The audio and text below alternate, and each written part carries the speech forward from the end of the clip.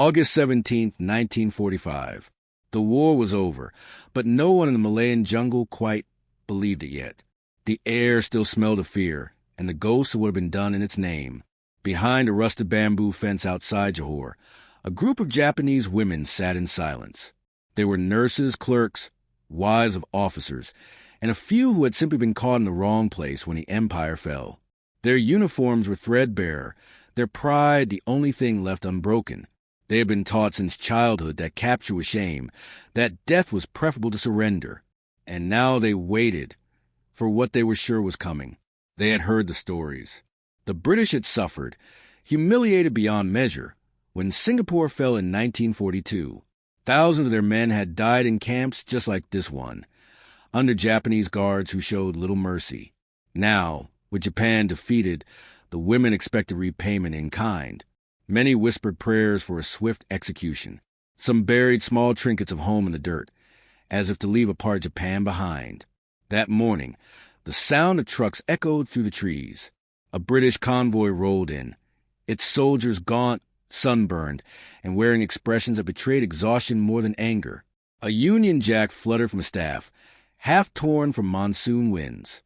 The commanding officer stepped out, his boots sinking into the mud, and walked toward the gate. The Japanese women rose instinctively, straightening their spines, expecting the worst. But the first words that came were not shouts. They were orders, curt and steady. Get food to them. Water, too. A murmur rippled through the camp. The guards moved, not to punish, but to serve. A loaf of bread, British Army rations, hard as stone, was handed across the wire.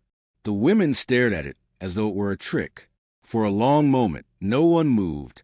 Then one woman, a former field nurse named Akiko, reached out. Her hands trembled as she took the bread.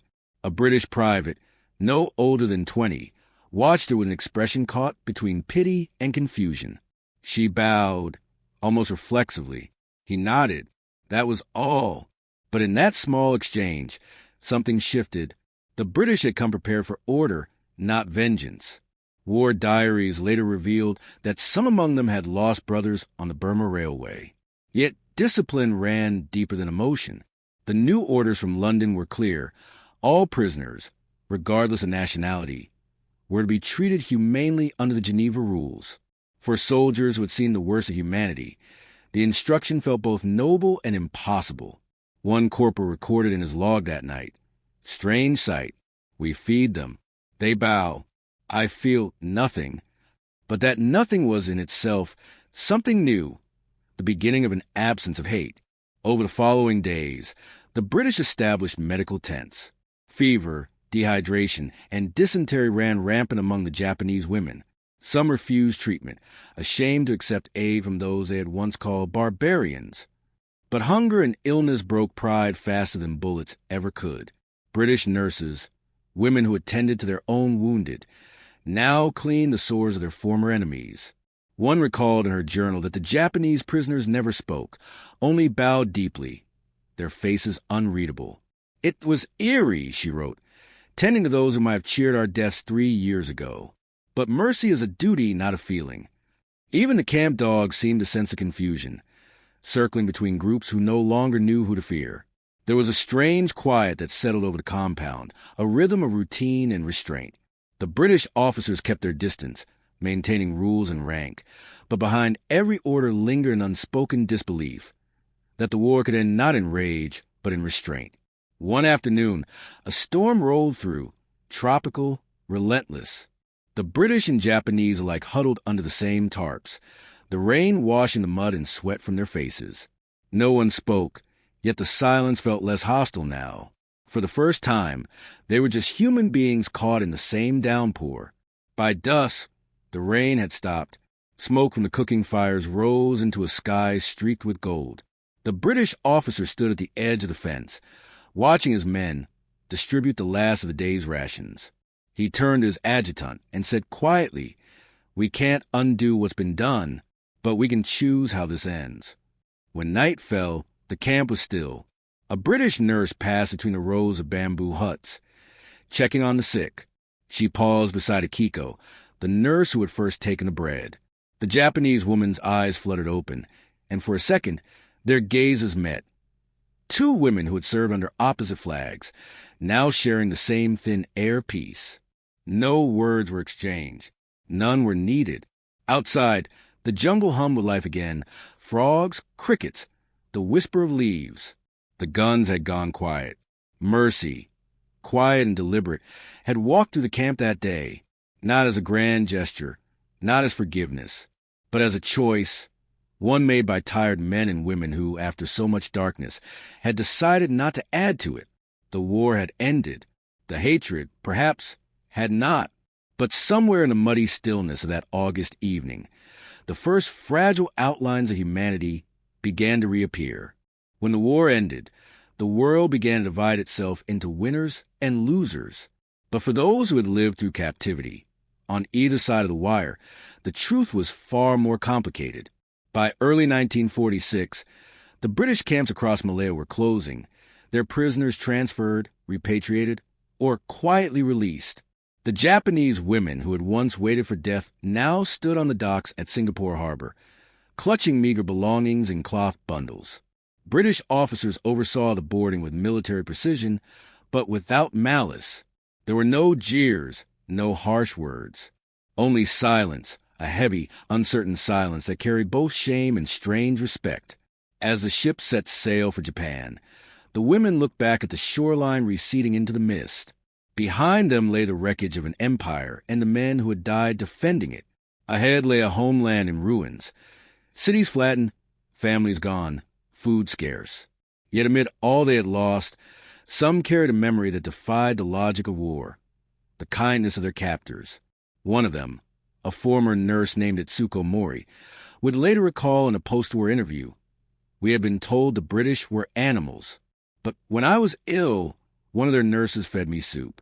I could not hate her anymore." Her words never made it into official textbooks, but they survived in handwritten letters archived decades later in Tokyo, small, private confessions of gratitude that contradicted everything they had once believed. For the British soldiers, too, the experience lingered. Many returned home to headlines celebrating victory, only to find that victory fell hollow. The memories of starvation, the faces of the dead along the Burma Railway, were not easily erased.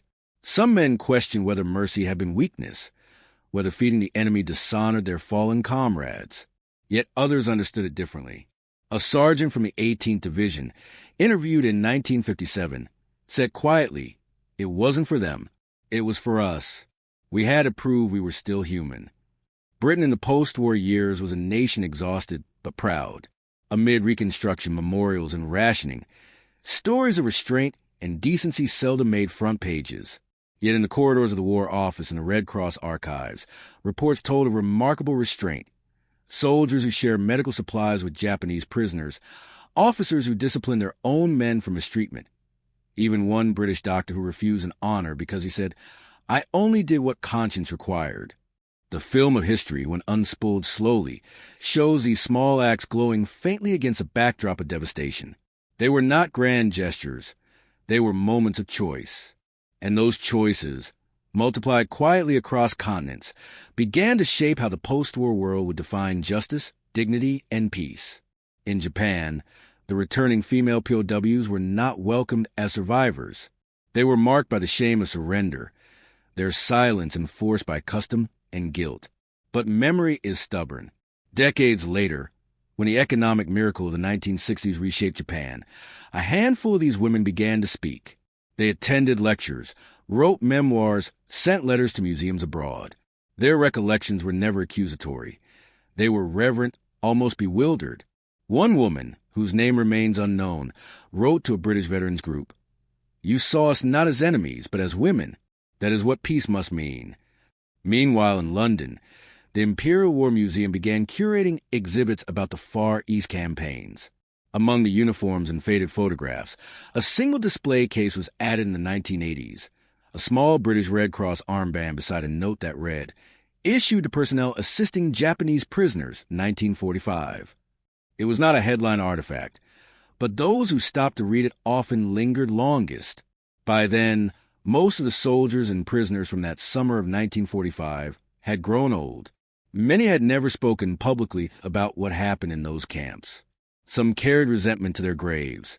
Others carried something gentler, the understanding that decency had outlasted hatred, even if only for a fleeting moment. In the end, what survived was not the memory of power, but of restraint. Mercy had not erased the crimes of war, nor healed every wound, but it had proven, in one forgotten corner of the world, that even amid ruin, people could still choose to be kind. Years later, a Japanese woman, gray-haired and thin, visited a London museum with her granddaughter. She stopped before a photograph of British nurses treating Japanese prisoners. Her eyes searched the image, and then, almost imperceptibly, she smiled. "They were kinder than we deserved," she whispered. The girl beside her did not fully understand, but she saw the tears. And in that quiet moment, between generations, between former enemies, history softened. The echo of mercy, born in a muddy camp so many years before, was still there. It had simply changed its shape, becoming not an act, but a memory, proof that even the smallest kindness can outlive an empire.